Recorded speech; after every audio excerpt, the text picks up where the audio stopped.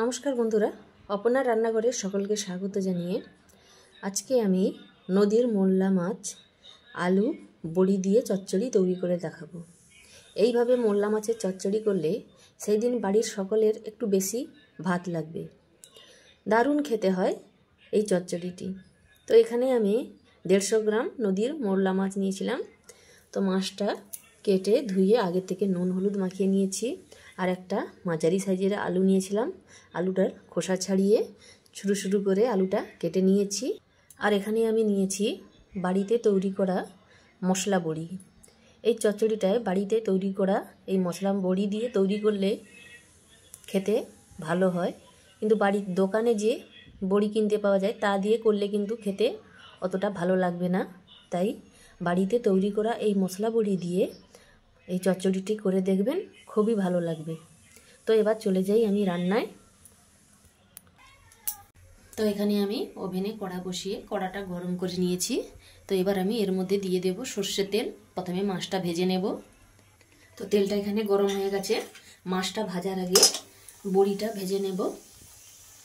তো বড়িটা আমি এইভাবে লাল করে ভেজে নিয়েছি। এবার এই তেলের মধ্যে মাছ দিয়ে দেব, দিয়ে মাছটা ভেজে নেব।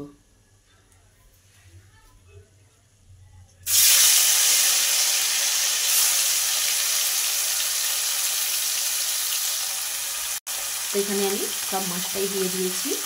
তো মাছটা দুটি হালকা লাল করে ভেজে তুলে নেব। এখানে আমার মাছটা ভাজা হয়ে গেছে। এবার মাছটাকে তুলে নেব। এখানে আবার কড়ার মধ্যে তেল দিয়ে দিয়েছি।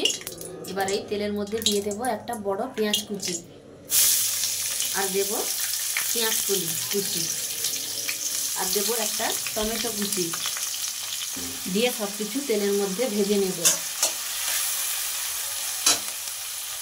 পেঁয়াজটা ভেজে নেবার পর এবারে কুচানো আলুটা এর মধ্যে দিয়ে দেব, আর দেব স্বাদ মতো নুন।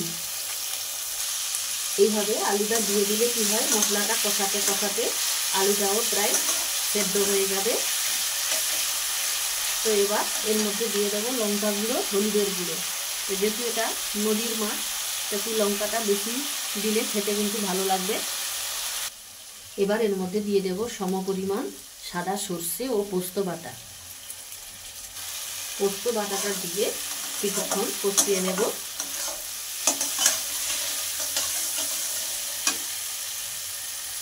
কিছুক্ষণ কষিয়ে নেবার পর এবার এর মধ্যে দিয়ে দেব জল, দিয়ে নাড়াচাড়া করে একটা ঢাকনা দিয়ে ঢাকিয়ে দেব। কিছুক্ষণ ফোটানোর পর এবার এর মধ্যে দিয়ে দেব ভেজে রাখা মাছ,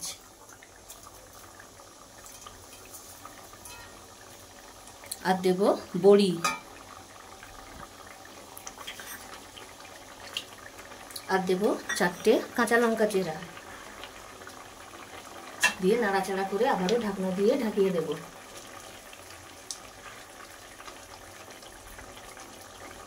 তো ঢাকনা দিয়ে ঢাকিয়ে এখানে আলুটা সেদ্ধ হয়ে গেলে এবং গ্রেভিটা ঘন হয়ে আসলে উপর থেকে ছড়িয়ে দিতে হবে ধনেপাতা কুচি, দিয়ে এবার গ্যাসের ফ্লেমটা বন্ধ করে দেব। তো তৈরি হয়ে গেল আমার নদীর মোল্লা মাছের আলু দিয়ে চচ্চড়ি। তো আপনারাও এইভাবে বাড়িতে বানিয়ে দেখুন, সকলের খুবই ভালো লাগবে। আর কেমন হলো অবশ্যই কমেন্ট করে জানাবেন। সেই সঙ্গে এইরকমই সব রেসিপি পেতে আমার এই চ্যানেলটিকে সাবস্ক্রাইব করে আমার পাশে থাকবেন। আজকে এই পর্যন্ত।